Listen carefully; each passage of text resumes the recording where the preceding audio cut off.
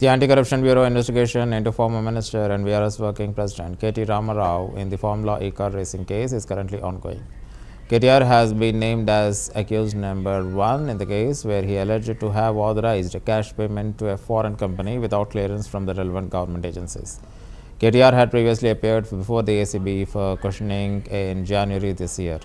As the investigation resumes, strict security measures have been put in place outside the ACB office, with heavy police deployment and barricades set up. Entry into the premises is being tightly controlled. Advocate Ramchandra Rao has also appeared alongside KTR for the proceedings.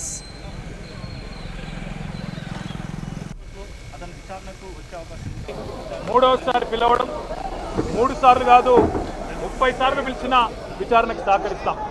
మా మీద కేసులు బనాయించి మమ్మల్ని ఇబ్బంది పెట్టి కమిషన్లు వేసి మమ్మల్ని ఏదో ఇబ్బంది పెట్టినంత మాత్రాన వేధించినంత మాత్రాన ప్రజల తరపున ప్రశ్నించడం బంద్ చేస్తామనుకుంటే అది కాంగ్రెస్ ప్రభుత్వం యొక్క అవివేకం, అజ్ఞానం అవుతుంది తప్ప ఇంకోటి కానే కాదు. పెద్దలు కేసీఆర్ గారిని, పెద్దలు హరీష్ రావు గారిని కాళేశ్వరం కమిషన్ ముందు కూర్చోబెట్టి మీరు పైశాచికానందం పొందొచ్చు. ఇవాళ ఏసీబీ ముందుకి విచారణకు పిలిపించి కొంత మానసికంగా రాక్షసానందం పొందుతూ ఉండవచ్చు. అవసరమైతే అరెస్ట్ కూడా చేస్తారు కావచ్చు. కానీ ఒకటి పక్క, తెలంగాణ కోసం గతంలోనే జైలుకు పోయి వచ్చిన వాళ్ళం.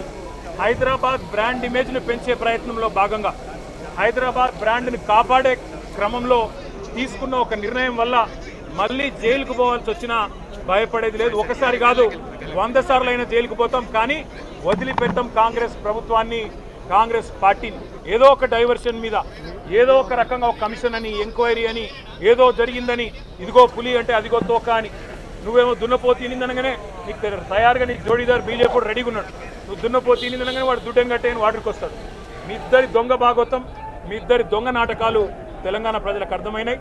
ఆనాడు ఉన్నది టీఆర్ఎస్ఏ, ఈరోజు ఉండేది బీఆర్ఎస్ఏ, రేపటికి కూడా స్వీయ రాజకీయ అస్తిత్వమే శ్రీరామ రక్ష అనే విధంగా ముందుకు పోతాం.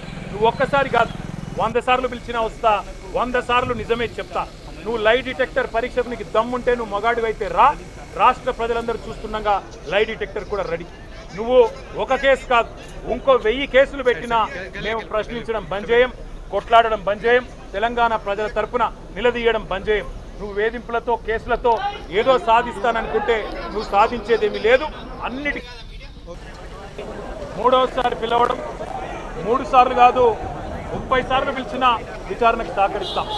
మా మీద కేసులు బనాయించి మమ్మల్ని ఇబ్బంది పెట్టి కమిషన్లు వేసి మమ్మల్ని ఏదో ఇబ్బంది పెట్టినంత మాత్రాన, వేధించినంత మాత్రాన ప్రజల తరపున ప్రశ్నించడం బంద్ చేస్తామనుకుంటే అది కాంగ్రెస్ ప్రభుత్వం యొక్క అవివేకం, అజ్ఞానం అవుతుంది తప్ప ఇంకోటి కానే కాదు. పెద్దలు కేసీఆర్ గారిని, పెద్దలు హరీష్ రావు గారిని కాళేశ్వరం కమిషన్ ముందు కూర్చోబెట్టి మీరు పైశాచికానందం పొందొచ్చు. ఇవాళ ఏసీబీ ముందుకి విచారణకు పిలిపించి కొంత మానసికంగా రాక్షసానందం పొందుతూ ఉండవచ్చు. అవసరమైతే అరెస్ట్ కూడా చేస్తారు కావచ్చు. కానీ ఒకటి పక్క, తెలంగాణ కోసం గతంలోనే జైలుకు పోయి వచ్చిన వాళ్ళం. హైదరాబాద్ బ్రాండ్ ఇమేజ్ను పెంచే ప్రయత్నంలో భాగంగా హైదరాబాద్ బ్రాండ్ని కాపాడే క్రమంలో తీసుకున్న ఒక నిర్ణయం వల్ల మళ్ళీ జైలుకు పోవాల్సి వచ్చినా భయపడేది లేదు. ఒకసారి కాదు 100 సార్లు అయినా జైలుకు పోతాం, కానీ వదిలిపెట్టాం కాంగ్రెస్ ప్రభుత్వాన్ని, కాంగ్రెస్ పార్టీని. ఏదో ఒక డైవర్షన్ మీద, ఏదో ఒక రకంగా ఒక కమిషన్ అని, ఎంక్వైరీ అని, ఏదో జరిగిందని, ఇదిగో పులి అంటే అదిగో తోక అని, నువ్వేమో దున్నపోతు తినిందనగానే నీకు తయారుగా నీకు జోడీదారు బీజేపీ కూడా రెడీగా ఉన్నాడు. నువ్వు దున్నపోతు తినిందనగానే వాడు దుడ్డం కట్టేయని వాడికి వస్తాడు. మీ ఇద్దరి దొంగ భాగవతం, మీ ఇద్దరి దొంగ నాటకాలు తెలంగాణ ప్రజలకు అర్థమైనాయి. ఆనాడు ఉన్నది టీఆర్ఎస్ఏ, ఈరోజు ఉండేది బీఆర్ఎస్ఏ, రేపటికి కూడా స్వీయ రాజకీయ అస్తిత్వమే శ్రీరామ రక్ష అనే విధంగా ముందుకు పోతాం. నువ్వు ఒక్కసారి కాదు 100 సార్లు పిలిచినా వస్తా, 100 సార్లు నిజమే చెప్తా. నువ్వు లై డిటెక్టర్ పరీక్షకు నీకు దమ్ముంటే నువ్వు మగాడివైతే రా. రాష్ట్ర ప్రజలందరూ చూస్తుండగా లై డిటెక్టర్ కూడా రెడీ. నువ్వు ఒక కేసు కాదు, ఇంకో 1000 కేసులు పెట్టినా మేము ప్రశ్నించడం బంద్ చేయం, కొట్లాడడం బంద్ చేయం, తెలంగాణ ప్రజల తరపున నిలదీయడం బంద్ చేయం. నువ్వు వేధింపులతో, కేసులతో ఏదో సాధిస్తాననుకుంటే నువ్వు సాధించేదేమీ లేదు.